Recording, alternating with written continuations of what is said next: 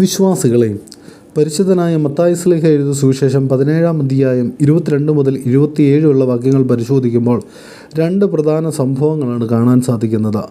ഒന്നാമതായുള്ളത് കർത്താവായ യേശു ക്രിസ്തു തൻ്റെ പീഡനവും മരണവും ശിഷ്യന്മാരോട് വീണ്ടും പ്രവചിക്കുന്നു. രണ്ടാമത് ദേവാലയ നികുതി അടയ്ക്കുന്ന സംഭവമാണ്. ഈ രണ്ട് സംഭവങ്ങളിലൂടെയും ക്രിസ്തുവിൻ്റെ ദൈവികതയും വിനയവും നമ്മളെ പഠിപ്പിക്കുകയാണ്. ഈ വചനങ്ങൾ മൂന്ന് പ്രധാന ആത്മീയ സത്യങ്ങളാണ് ഒളിഞ്ഞിരിക്കുന്നത്. ഒന്ന്, ക്രിസ്തുവിൻ്റെ രക്ഷാകർമ്മത്തിൻ്റെ പ്രവചനം. ഈ വചനത്തിൻ്റെ ആരംഭത്തിൽ യേശു തൻ്റെ ശിഷ്യന്മാരോട് പറയുന്നു, മനുഷ്യപുത്രൻ മനുഷ്യരുടെ കയ്യിൽ ഏൽപ്പിക്കപ്പെടും, അവർ അവനെ കൊല്ലും, 3-ാം ദിവസം അവൻ ഉയർത്തെഴുന്നേൽക്കും. ശിഷ്യന്മാർക്ക് ഈ വാക്കുകൾ വളരെ ദുഃഖകരമായിരുന്നു. കാരണം അവർ ക്രിസ്തുവിനെ ഒരു മഹത്വമുള്ള രാജാവായി കാണുവാൻ ആഗ്രഹിച്ചു. എന്നാൽ ക്രിസ്തുവിൻ്റെ വഴി, മഹത്വത്തിലേക്കുള്ള വഴി ക്രൂശിലൂടെയായിരുന്നു. ദ സിറിൽ ഓഫ് അലക്സാണ്ട്രിയ എന്ന പിതാവ് പറയുന്നുണ്ട്, ക്രിസ്തുവിൻ്റെ പീഡനം മനുഷ്യരക്ഷയുടെ വാതിലാണ്. അവൻ്റെ ക്രൂശാണ് ലോകത്തിൻ്റെ മോചനം.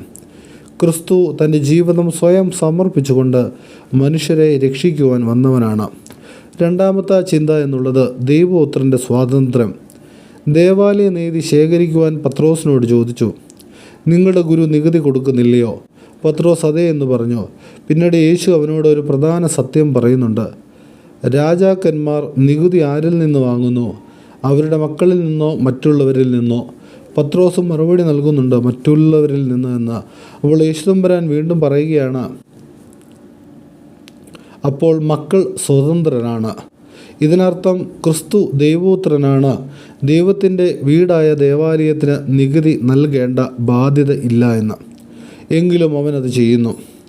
സെൻറ്റ് ജോൺ ദ ക്രിസോസ്റ്റം ഇപ്രകാരം പറയുന്നുണ്ട്, ക്രിസ്തു നികുതി കൊടുത്തത് ബാധ്യത കൊണ്ടല്ല, വിനയത്തിൻ്റെയും സമാധാനത്തിൻ്റെയും മാതൃക കാണിക്കാനാണ് എന്ന്.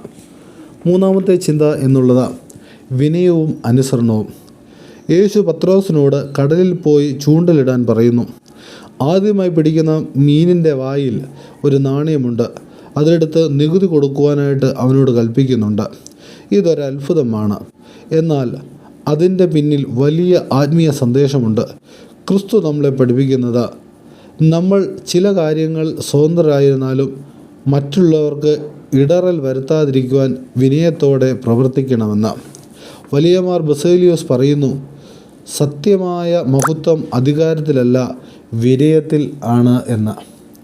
3 ഉൾക്കാഴ്ചകൾ നിങ്ങളുമായിട്ട് പങ്കുവെക്കാനായിട്ട് ആഗ്രഹിക്കുകയാണ്. ഈ ക്രിസ്തുവിൻ്റെ ക്രൂശാണ് നമ്മുടെ രക്ഷ. അവൻ